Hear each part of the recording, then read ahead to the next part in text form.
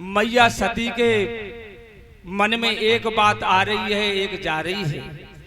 मन में सोच रही है अगर इजाजत लेके यहाँ से हम अपने पिता के आंगन में पहुंच जाएंगे तो अपनी माँ से कहेंगी, पिता से कहेंगी और कह सुन के समझा करके भूतनाथ भोले बाबा को अपने आंगन में बुलवा लेंगी, सारे काम ठीक हो जाएंगे। और अगर आज पिता के आंगन में हम नहीं जा रहे हैं तो जीवन भर के रिश्ते खत्म हो जाए। एक तरफ भक्तों पति की प्रतिष्ठा है और दूसरी तरफ पिता है, दोनों की तरफ मैया सोच रही है भक्तों। लेकिन साफ कह दिया है कि देखो बिना बुलाए जो जाता है उसका हमेशा अपमान होता है। भक्तों क्या हुआ है, जब ज्यादा नहीं मानी है तो भूतनाथ भोले बाबा ने जाने के लिए अनुमति दे दी है। उसी समय अपना एक गढ़ तैयार किया है और भक्तों इनके जितने वस्त्र आभूषण थे सब रख दिए हैं, विदा किया है।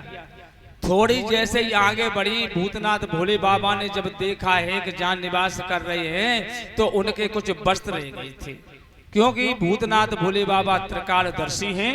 उन्हें ये मालूम है कि ये सती लौट के आने वाली नहीं, और इनके अगर वस्त्र कपड़े यहाँ रह जाएंगे तो इनको देख देख के हमें इनकी याद आई। भक्तों पुनः बरदा को रुकवाया है और उनके जो शेष वस्त्र आभूषण थे सब दे दिए। भक्तों जैसे मैया आज पिता के दरवाजे पे पहुंची है, हुआ क्या भक्तों, आपने देखा है कि कोई भी हमारी बहनें बेटियां जब पिता के आंगन में आती हैं तो छोटे छोटे बच्चा दौड़ के पहुंच जाते हैं। भक्तों पहुंच गए, कोई कह रहा है सती दीदी आ गई, कोई कह रहा है सती बुआ आ गई। और भक्तों तब तक राजा दक्ष आया और उसने जब सती को देखा तो समझ ले क्रोध का ठिकाना नहीं। सोच रहा है इसे हमने बुलाया नहीं फिर भी मेरे आंगन में आ गई। भक्तों जो भी और भी उसकी उनकी बहनें पास से निकल जाती हैं, कोई बोल नहीं रही हैं। क्या हुआ है भक्तों,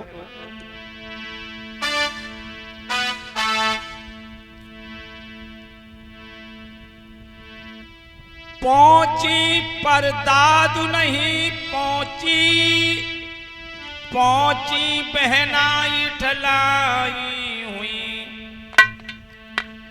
बाबुल ने बात तलक नहीं पूछी, मैया कछु आई सहाय हुई।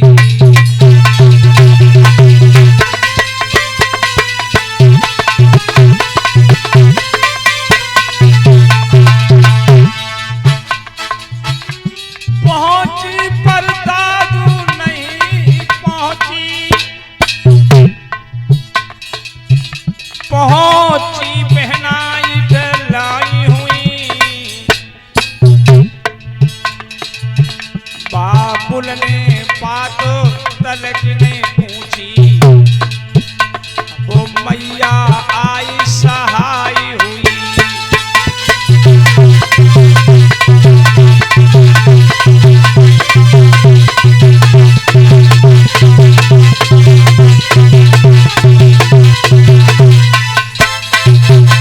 जैसे ही सती ने देखा कि पिताजी सामने से निकल गए, मुख से नहीं बोले हैं, उसी समय सती को गस आ गया और जमीन पर गिर पड़ी। मैया को पता चला मैया आई है, सती को होश दिलाया है। सती क्या अपनी माँ से बोली है, होतई काहे न मार देती, काय को अभागिनी जाई है। वो इतनी कह के आज सती धरनी में गिरी गस खाई है।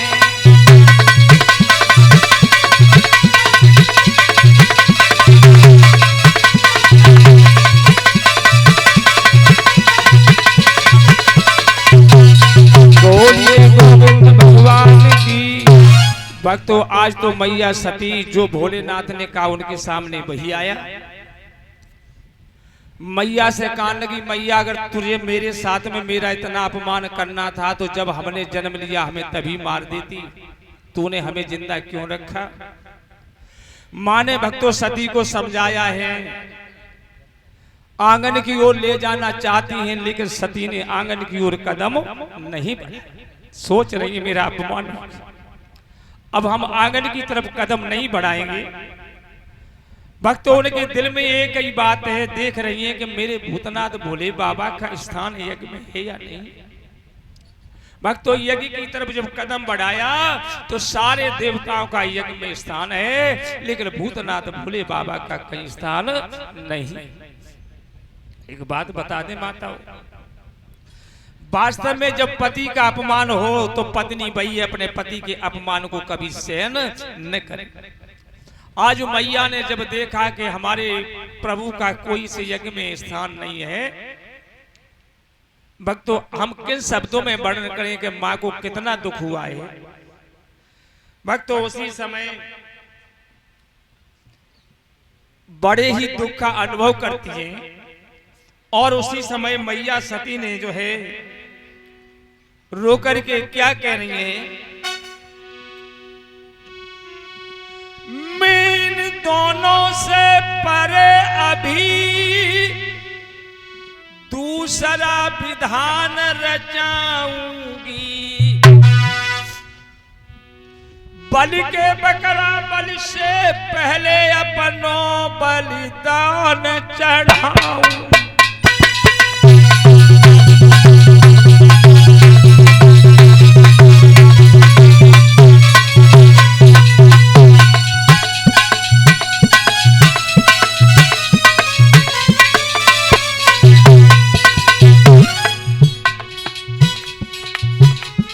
बलि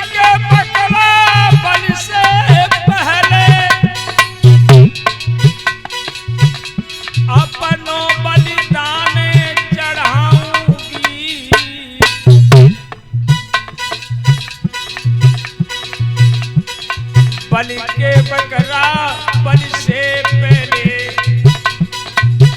अपनों बलिदान चढ़ाऊंगी।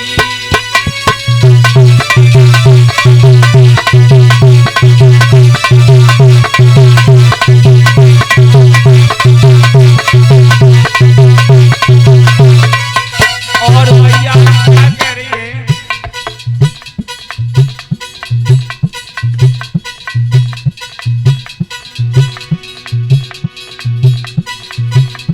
दिग्गजो दिशाओं महदेवो गगन सूर्य साक्षी रहियो। और हवा को संदेश दे रही हैं, ये पवन देव यदि पहुंच सको मेरे भोला से संदेश तो कहियो।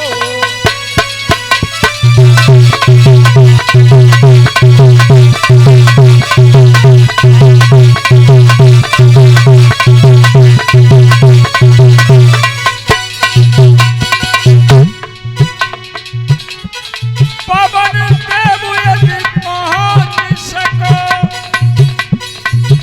मेरे भोला से संदेश कहियो।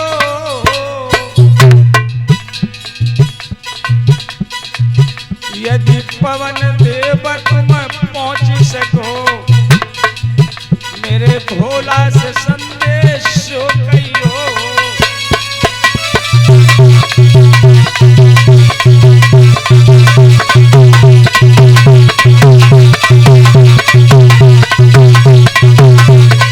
और कहने उसे माने क्या कहा है, जाकर के मेरे प्रभु से कहना क्या, श्री आनंद देव की गोदी में सती सत पर जाती है और रूपा के कुटल कुचालों पर